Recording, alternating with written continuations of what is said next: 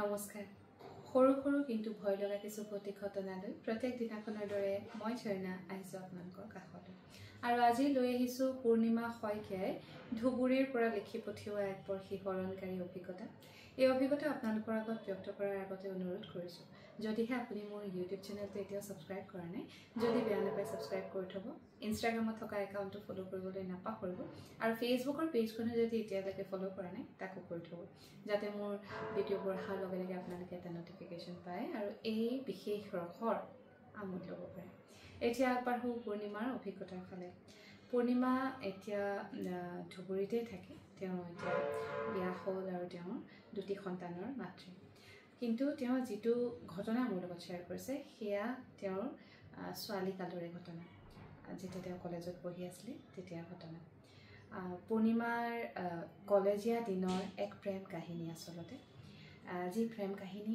আধৰুৱা হৈ ৰ'ল পূৰ্ণিমা যেতিয়া হাই ছেকেণ্ডেৰী পাছ কৰি বিএত নাম লগাইছে আৰু তেওঁ ফাৰ্ষ্ট মানে তেতিয়া ফাৰ্ষ্ট ইয়াৰ ছেমিষ্টাৰ নাছিলে ফাৰ্ষ্ট ইয়াৰত পঢ়ি থাকোঁতে তেওঁলোকৰ থাৰ্ড ইয়াৰৰ এজন মানে ককাই মানে ছিনিয়ৰে তেওঁক মনে মনে ভাল পাবলৈ ল'লে তেওঁ দেখাত বিৰাট বেছি মানে সুন্দৰ সুঠাম এজন ব্যক্তি এজন যুৱক পূৰ্ণিমাৰো লাহে লাহে তেওঁৰ প্ৰতি প্ৰেমৰ ভাৱ জাগিবলৈ ল'লে কিন্তু তেতিয়াৰ দিনত আজিৰ দৰে প্ৰেম ইমান সহজকৈ মানে মানুহে প্ৰকাশ কৰিব নোৱাৰে গতিকে সেই ছিনিয়ৰজনে সদায় পূৰ্ণিমাৰ যেতিয়া ক্লাছ থাকে ক্লাছৰ বাহিৰত নিজৰ ক্লাছ ক্ষতি কৰি তেওঁৰ কাৰণে ৰৈ থাকে খিৰিকীৰে পূৰ্ণিমালৈ চাই থাকে আৰু সেই কথাটো পূৰ্ণিমায়ো গম পায় তেওঁ বহু বান্ধৱীৰ হতুৱাই পূৰ্ণিমাৰ লগৰ কেইগৰাকীমানৰ লগতো বন্ধুত্ব কৰি মানে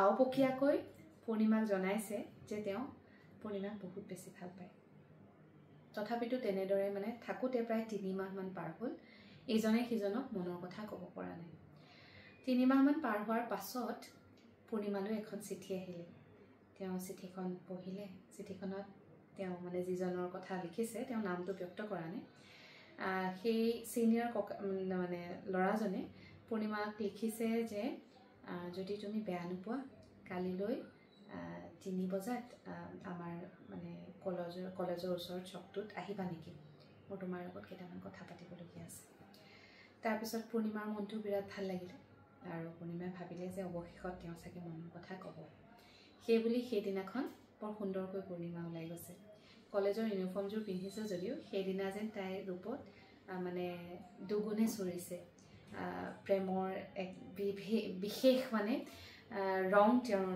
মুখত আহিছে একদম গালকেইখন ৰঙা পৰি আছে লাজো লাগিছে আৰু তেওঁ মানে মনে মনে ভাবিছে যে মনে বিচৰা মানুহজনে আজি তেওঁক মনৰ কথাটো ক'ব সেইবুলি দিনটো যেনে তেনে পাৰ কৰিছে ক্লাছবোৰত একো মন বহা নাই যেনে তেনে কেতিয়া 3 বাজে লাগিছে আৰু 3 বাজিবৰ ফলত তেওঁ লাহেকৈ ওলাই গৈ যিটো চকৰ কথা ক'লে সেই চকটোত মানে ৰৈ আছে ল'ৰাজনৰ কাৰণে ল'ৰাজনো আহিলে আহি তেওঁক ক'লে মনৰ কথাখিনি আৰু কৈ পূৰ্ণিমাৰ সঁহাৰি বিচাৰিলে পূৰ্ণিমাই তেতিয়া ইমিডিয়েটলি য়েছ কোৱা নাই কিন্তু নাও কোৱা নাছিলে তেওঁ ক'লে মোক অলপ সময় লাগিব কালিলৈ আপোনাক মই জনাম তেওঁ আকৌ বাইক লৈ আহে তেতিয়া তেওঁ য়ামাহা এখন আছিলে গতিকে ল'ৰাজনে ঠিক আছে বুলি কৈ নিজৰ ঘৰলৈ গুচি গ'ল পিছদিনাখন পূৰ্ণিমা বিৰাট আগ্ৰহেৰে আকৌ কলেজলৈ গৈছে কলেজত গৈ পিছে তেওঁ গম পালে ল'ৰাজনৰ মানে ঘৰৰ পৰা আহোঁতে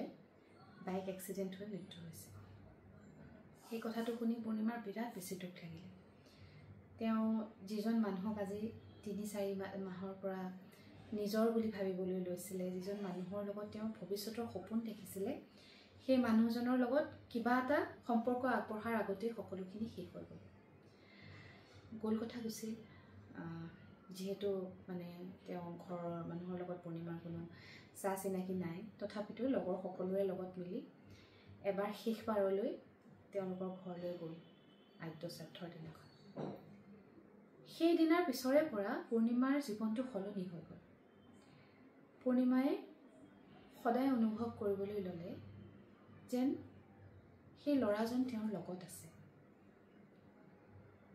পূৰ্ণিমা যেতিয়া খোজকাঢ়ি কলেজলৈ আহে তেওঁৰ সোঁহাতখনৰ কাষতে ল'ৰাজনেও খোজ লয়। পূৰ্ণিমাই যেতিয়া কলেজৰ মানে টেবুলত মানে চকী টেবুলত বহি যেতিয়া ক্লাছবোৰ এটেণ্ড কৰে, তেতিয়া তেওঁ কাষৰ জেগাকণত সোঁহাতে ল'ৰাজন বহি থাকে।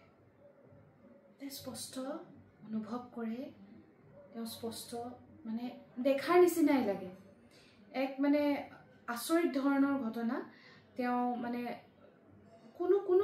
কোনো সময়ত তেওঁ অকলে নাথাকে।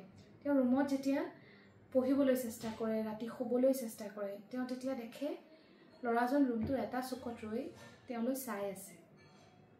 একো নকৰে, কিন্তু মানে কোনো অসুবিধা নিদিয়ে মানে, কিন্তু পূৰ্ণিমাই অনুভৱ কৰে তেওঁৰ উপস্থিতি। এই মানে অনুভৱখিনি প্ৰায় 15-20 দিনমান যোৱাৰ পিছত পূৰ্ণিমাৰ অশান্তি লগা হ'ল, অস্বস্তি লগা হ'ল। কি কৰিব, ক'লৈ যাব, কাক ক'ব। তাৰপিছত তেওঁ বহুত মানে মন্দিৰলৈ গ'ল, ভগৱানৰ ওচৰত প্ৰাৰ্থনা কৰিলে যে তেওঁক মানে শান্তি দিয়ক, তেওঁক লৈ যাওক আপুনি, ভগৱানক মানে প্ৰাৰ্থনা কৰিলে। কিন্তু তাৰপিছতো ল'ৰাজন ক'লৈকো নগ'ল। পূৰ্ণিমাই ডিগ্ৰী পাছ কৰিলে, মাষ্টাৰ ডিগ্ৰী কৰিবৰ কাৰণে ডিব্ৰুগড় ইউনিভাৰ্চিটিলৈ আহিলে। তাতো সদায় পূৰ্ণিমাৰ লগত ল'ৰাজন থাকে, তেওঁ অনুভৱ কৰে। আৰু তাৰপিছত তেওঁ কেতিয়াও আৰু কাৰোৰ লগত কোনো সম্পৰ্কত মানে আগবাঢ়িব নোৱাৰিলে। কাৰণ তেওঁৰ লগত যেতিয়া সদায় কোনোবা এজন থাকে, তেওঁ কেনেকৈ বাঢ়িব। শেষত তেওঁৰ বিয়া ঠিক হ'ল। মাক দেউতাকে নিজেই চাইলে, বৰ ভাল ল'ৰা এজন, ইঞ্জিনিয়াৰ ল'ৰা। তেওঁ বিয়া ঠিক হ'ল। পূৰ্ণিমাই প্ৰথমে মানে বিয়াত বহাৰ মতটো দিয়া নাছিলে, সন্মতি দিয়া নাছিলে। কিন্তু তাৰপিছত তেওঁ ভাবিলে কৰিব কি। মাক দেউতাকে সোধে, কিয় তই নিবিচাৰ, কি কথা। তাই একো ক'ব নোৱাৰে, কাৰণ কৈ লাভ নাই, কোনে বিশ্বাস কৰিব। যিদিনাখন শেষত পূৰ্ণিমাই মানে মাক দেউতাকক কৈছে, ঠিক আছে তোমালোকে যি ভাল দেখা তাকেই কৰিবা, সেইদিনাখন ৰাতি পূৰ্ণিমাই বিৰাট কান্দিছে। আৰু ল'ৰাজনৰ নাম লৈ তেওঁক কৈছে যে তুমি মোক ভাল পাইছিলা, আৰু ময়ো সঁচাকৈ তোমাক ভাল পাইছিলোঁ, এতিয়াও পাওঁ। কিন্তু তুমি এতিয়া মোৰ লগত নাই সশৰীৰে আৰু এই পৃথিৱীত। গতিকে মই কৰিম কি? মই মোৰ মা দেউতাৰ কথাও ৰাখিম। মানে এই কথাখিনি তেওঁ পাতি শেষত কৈছে যে মোক এৰি দিয়া, মোক আগবাঢ়িবলৈ দিয়া জীৱনত। সেই নিশাটোৰ পিছৰে পৰা পূৰ্ণিমাই আৰু ল'ৰাজনৰ উপস্থিতি কেতিয়াও অনুভৱ কৰা নাই। এই ঘটনা ঘটা আজি বহু বছৰ হ'ল। তেওঁ বিয়া হ'ল, তেওঁ 2টি সন্তানৰ মাতৃ। আৰু যিজন স্বামী তেওঁ পালে, তেওঁ গোটেইখিনি কথা খুলি ক'লে পূৰ্ণিমাই আচলতে। কাৰণ কাৰোবাকতো ক'ব লাগিব। যিজন ব্যক্তিৰ লগত তেওঁ গোটেই জীৱনটো কটাব, তেওঁৰ পৰাও যদি লুকুৱায়, তেনেহ'লে পূৰ্ণিমা শান্তিত থাকিব নোৱাৰিব। সেয়েহে তেওঁ বিয়াৰ পিছতেই মানে গোটেইখিনি কথা স্বামীক খুলি ক'লে। আৰু মানুহজনেও বৰ সুন্দৰকৈ সঁহাৰি দিলে। এতিয়াও তেওঁলোক মানে বৰ সুন্দৰ এখন সংসাৰ। তেওঁ শেষত লিখিছে যে প্ৰেমে যেতিয়া পূৰ্ণতা নাপায়, তেতিয়া সেই পূৰ্ণতাৰ কাৰণে হাবাথুৰি খাই থাকে।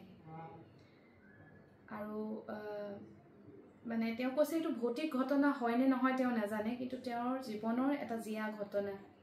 সেই অভিজ্ঞতাটো লৈয়ে তেওঁ জীৱনৰ প্ৰায় 4-5 বছৰ কটালে। আৰু আজিও তেওঁ সেই মানে ঘটনাবোৰ, সেই মুহূৰ্তবোৰ পাহৰিব নোৱাৰে।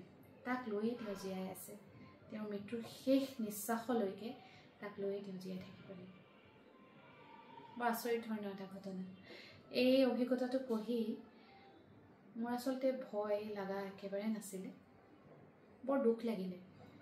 মানে সঁচাকৈ প্ৰেমে যেতিয়া পূৰ্ণতা নাপায়, বৰ অসুবিধা হয়। ল'ৰাজনেও চাগে কিমান মানে কষ্টত পূৰ্ণিমাৰ পৰা এটা সঁহাৰি পোৱাৰ আগতে, সঁহাৰিটো শুনাৰ আগতে পৃথিৱীখন এৰিবলগীয়া হ'ল। গতিকে তেওঁ সেই অতৃপ্ত আত্মাটোৱে চাগে পূৰ্ণিমাক এৰিব বিচৰা নাছিলে।